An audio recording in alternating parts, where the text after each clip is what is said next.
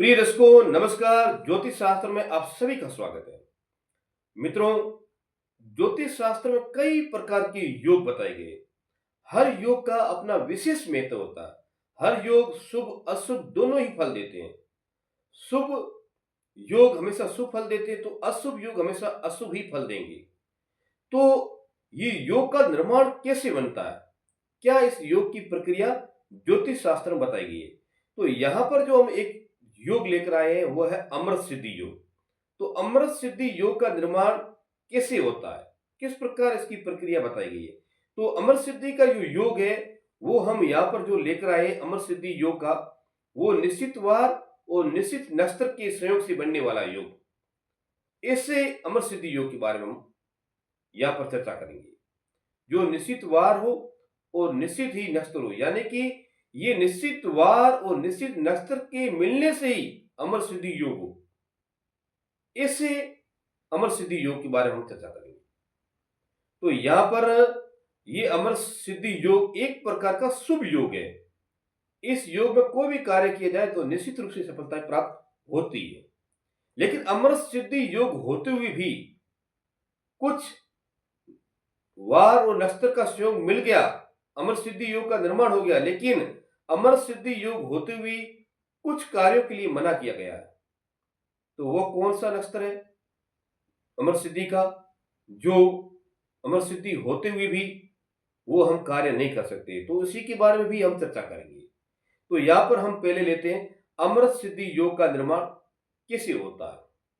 तो निश्चित वार और निश्चित नक्षत्र के आधार पर, तो निश्चित वार हम लेते हैं पहले रविवार। निश्चित रूप से रविवार हो और रविवार के दिन निश्चित नक्षत्र हस्त हो तो निश्चित रूप से वह अमृत सिद्धि योग है।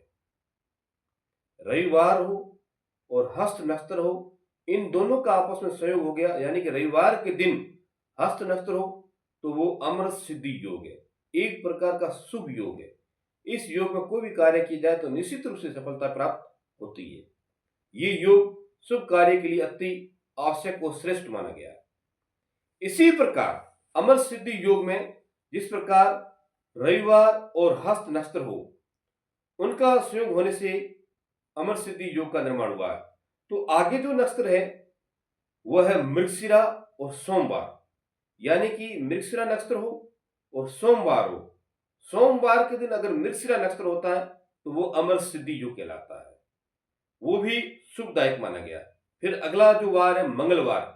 मंगलवार के दिन अश्विनी नक्षत्र हो तो निश्चित रूप से भी ये अमर सिद्धि योग है, यानी कि मंगलवार के दिन अश्विनी नक्षत्र होना वह अमर सिद्धि योग का निर्माण बनना, ये शुभदायक है, श्रेष्ठ माना गया। फिर अगला है बुधवार के दिन, अगर बुधवार हो और उस दिन अनुराधा नक्षत्र हो तो वो अमर सिद्धि योग है, उसे शुभ माना गया। इसी प्रकार गुरुवार हो और गुरुवार के दिन पुष्य नक्षत्र हो तो ये भी अमृत सिद्धि योग है। गुरुवार के दिन पुष्य नक्षत्र का संयोग होना, अमृत सिद्धि योग का निर्माण होना। इसी प्रकार शुक्रवार, शुक्रवार के दिन अगर रेवती नक्षत्र हो तो वो अमृत सिद्धि योग का निर्माण बनाती है। फिर शनिवार और रोहिणी नक्षत्र हो, यानी कि शनिवार के दिन रोहिणी नक्षत्र हो तो ये अमृत सिद्धि योग का निर्माण बनता है। इस प्रकार निश्चित वार और ये निश्चित नक्षत्र मिले तब ही अमर सिद्धि योग का निर्माण होगा, इससे पहले नहीं। जिस प्रकार मैंने आपको बताया कि ये वार, उस वार के दिन ये नक्षत्र हो तो वो अमर सिद्धि योग कहलाएंगे। लेकिन अब वो नक्षत्र कौन से अमर सिद्धि योग होते हुए भी उनमें से एक निश्चित काम के लिए मना किया गया, वो कौन सी नक्षत्र है। तो उनमें से हम पहला जो नक्षत्र लेंगे मंगल लेंगे। मंगलवार और अश्विनी नक्षत्र ये अमृत सिद्धि योग है। ये अमृत सिद्धि योग होते हुए भी इस दिन जो हम काम नहीं करेंगे वो है गृह प्रवेश, यानी कि नए घर में प्रवेश करना वर्जित माना गया। मंगलवार और अश्विनी नक्षत्र ये अमृत सिद्धि योग होते हुए भी ये शुभ है, अच्छा माना गया है। लेकिन इस दिन हम नए घर में प्रवेश नहीं कर सकते या घर का निर्माण नहीं कर सकते। अगर इस दिन अगर हम करेंगे तो उसका निश्चित रूप से अशुभ फल ही मिलेगा। इसलिए मंगलवार अश्विनी नक्षत्र अमृत सिद्धि योग होते हुए भी गृह प्रवेश ना किया जाए तो वो बेहतर रहेगा, अच्छा रहेगा, लाभदायक रहेगा। इसी प्रकार शनि यानी कि शनिवार के दिन रोहिणी नक्षत्र हो, शनिवार और रोहिणी नक्षत्र हो, ये अमृत सिद्धि योग होते हुए भी, अच्छा योग होते हुए भी, लाभदायक योग होते हुए भी, शुभ योग होते हुए भी इस योग में हम यात्रा ना करें तो बेहतर रहेगा, बढ़िया रहेगा, अच्छा रहेगा।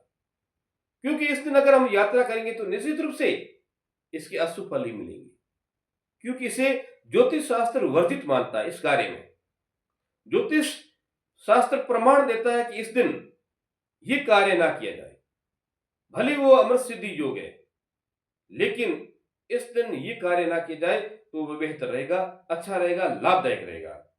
इसी प्रकार गुरु पुष्य नक्षत्र यानी कि गुरुवार हो और उस दिन पुष्य नक्षत्र हो, वो भी अमृत सिद्धि योग है।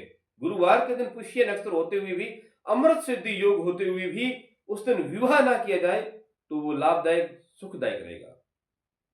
अगर गुरुवार और पुष्य नक्षत्र में विवाह किया जाए तो निश्चित रूप से दुखों में जीवन व्यतीत करता है व्यक्ति, कष्ट में व्यक्ति हमेशा परेशान और तनाव बना रहता है। भले वो अमृत सिद्धि योग है, लेकिन ये कार्य ज्योतिष शास्त्र पंचांगों में से वर्जित माना गया है। इसमें अमृत सिद्धि योग होते हुए भी ये कार्य ना किया जाए तो बेहतर रहेगा, बढ़िया रहेगा, लाभदायक रहेगा। ये इसका प्रमाण ज्योतिष शास्त्र और पंचांग देते हैं हमारे। ये अमृत सिद्धि योग होते हुए भी ये कार्य ना किया जाए। जिस प्रकार मंगलवार के दिन अश्विनी नक्षत्र हो उस दिन गृह प्रवेश ना किया जाए, शनिवार के दिन रोहिणी नक्षत्र हो तो उस समय यात्रा ना की जाए, और गुरुवार के दिन पुष्य नक्षत्र हो उस दिन विवाह ना किया जाए, तो ये ना किए जाए उतने ही श्रेष्ठ है, उतना ही लाभदायक। इस कार्य इन अमृत सिद्धि योग में ये कार्य टाल देना चाहिए। बाकी जितना भी कोई कार्य करे तो वो सुखदायक, लाभदायक है। यानी कि ये जो अमृत सिद्धि योग में ये कार्य ना हो, गुरुवार के दिन और पुष्य नक्षत्र हो अमृत सिद्धि योग होते हुए विवाह ना किया जाए, शनिवार के दिन रोहिणी नक्षत्र होते हुए भी यात्रा ना की जाए, और मंगलवार के दिन अश्विनी नक्षत्र होते हुए भी गृह प्रवेश ना की जाए, तो वो सुख में लाभदायक रहेगा। ये अमृत सिद्धि योग में कार्य ना किया जाए तो अच्छा रहेगा। इस प्रकार ज्योतिष शास्त्र में इनके बारे में बताया गया है, जो कि ज्योतिष शास्त्र इसके बारे में पूरा प्रमाण देता है। भले ही अमृत सिद्धि योग हो, लेकिन इस दिन ये कार्य ना की जाए तो बेहतर, बढ़िया, अच्छा रहेगा। व्यक्ति अपने जीवन में हमेशा सुखी और खुश बना रहेगा। इस प्रकार ये ज्योतिष शास्त्र हमारा प्रमाण देता है। ऐसे ही ज्योतिष संबंधित जानकारी अगर प्राप्त करना चाहते हैं या जानकारी प्राप्त करना चाहते हैं तो मेरे चैनल को फॉलो करें, शेयर करें, जुड़े रहें। राधे राधे, जय श्री कृष्णा।